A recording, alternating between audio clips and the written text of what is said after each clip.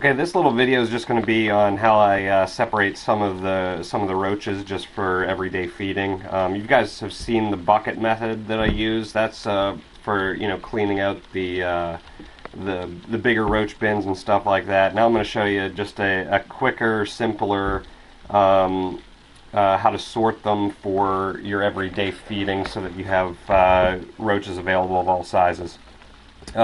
As you can see, there's a bunch of different size roaches in here. I'll try to zoom in a little bit on them here.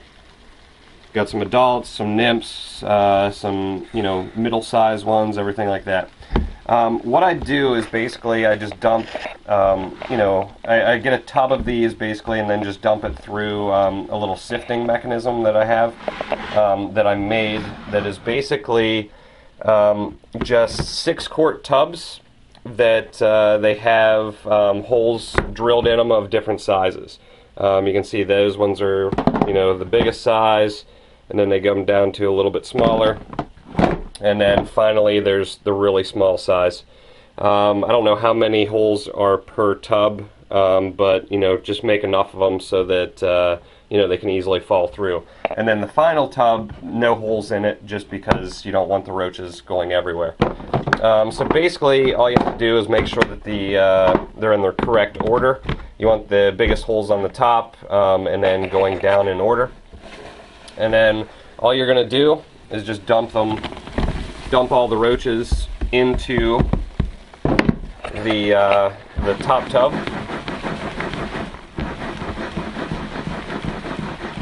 And kind of shake it a little bit. Basically what this does is help them to get down through it whenever you shake it and kind of rattle it a little bit. What I do is actually I just do this, and then I will basically just leave it sit on the table just like this for a little bit while I'm cleaning. That'll help get some of the different sizes into the different containers. As you can see, most of the ones in the top here, you probably just got really dizzy there, are just the larger ones. You can actually see some of the smaller ones going through the holes and getting down into the next level. Basically what I'll do is just kind of leave this for a while till I see that most of the smaller ones have gotten through, and then just kind of give it a little bit of a little tap, and that usually will make the roaches that are kind of clinging on to the holes fall the rest of the way through. That's the only problem with it, like any of these hole methods, is that sometimes you'll have to scrape off the roaches that are stuck to the bottom that are halfway through. But the longer you leave this sit, the more they won't be stuck, because they'll already be down through into the next level.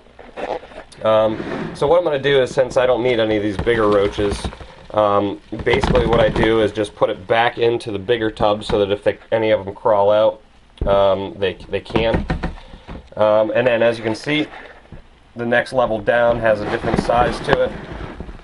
And you kind of want to, push them down through, rock them back and forth a little bit, just to get them through. And then, you can also, I don't know if it'll show it. See how some of them are coming through and some of them are on the bottom there? You just kind of scrape them off. And then once you do that, you can actually just have other containers ready so that you can put them in. It's kind of hard to do with one hand. Actually, I just dropped a roach. I'll get that in a second. And then just kind of keep the extra bins in a bigger tub so they can't crawl out. And then the same thing with this bin. And as you can see, it's going to be kind of hard to do with one hand. I might be able to just, there we go.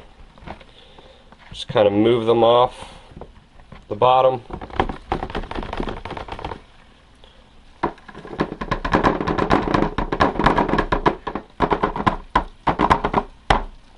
And they usually fall off of it pretty easy.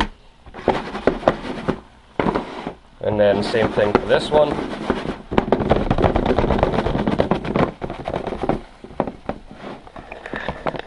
Let's see if we can do this at the same time. And then put those ones in their container there. them all off. And then what you're left with is the 3 sizes that you wanted to get. We've got the super baby nymphs, which are really small. Got the next size up. Got the next size up. And then, of course, the adults and the bigger ones that couldn't get through. That's the simplest method to sort them that I've come up with. And then right there, of course, you got all 3 sizes that you can use. And then you can even kind of sort them out from this point as well. I mean, it all depends on the size holes that you're using, of how fine of a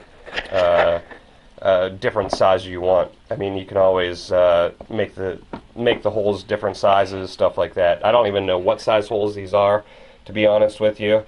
But you know, it works pretty well for the sizes that I want. You kind of have to do some trial and error of it. But that's pretty much it.